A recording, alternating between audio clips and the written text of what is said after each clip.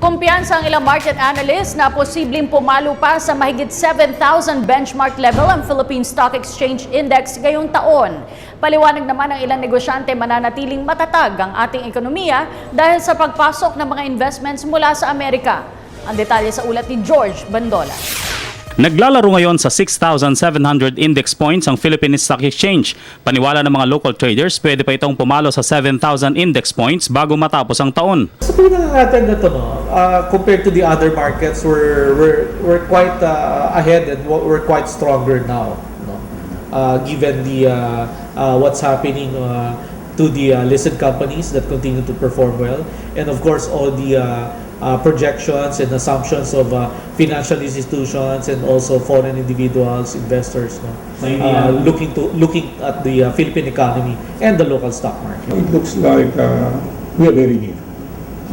Very hopeful that within the year we will reach that 7,000. But this will be the first time if we reach that. Of course. Mainit pa rin ang profit-taking ngayong nakakahuma ng ekonomiya ng Amerika mula sa mga foreign funds na nailagak sa local capital market. Nagbabalak pa rin ang marami na ilipat ito sa Amerika dahil sa kasiguruhan sa pera na ipinangako ng Federal Reserves. It's still considered one of the biggest, if not the biggest in the world.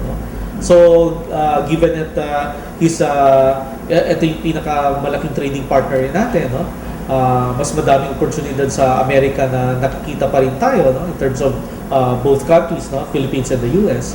And then I think we think mas magbe-benefit pa rin tayo. And also, given that most foreign funds will continue to look at companies that are here, that will continue to exhibit or give good. Pero hindi naman daw dapat maalarmang lokal na merkado kasi matatag ang ekonomiya ng bansa na nagpapanatili rin sa soft investment ng mga kapitalista. In the Philippines, we have so much reserve.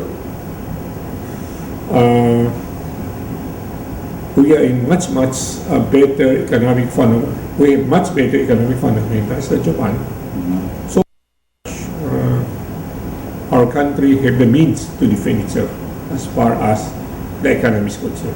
Patunay sa ganda ng merkado, ipinakilala sa publiko ng Century Pacific Food ang stocks nito.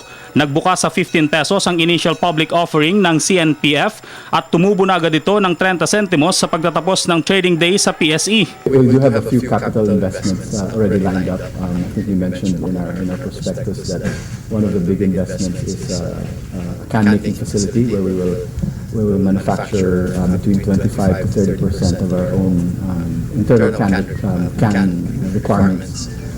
We also recently doubled the capacity of our dairy plant and a number of other investments. Ang pagbili sa stocks ay pagbibigay sa publiko ng kapangyarihang magmay-ari ng ilang bahagi ng kumpanya sakaling bumili ang mga ito ng shares of stocks na inilalabas ng kumpanya.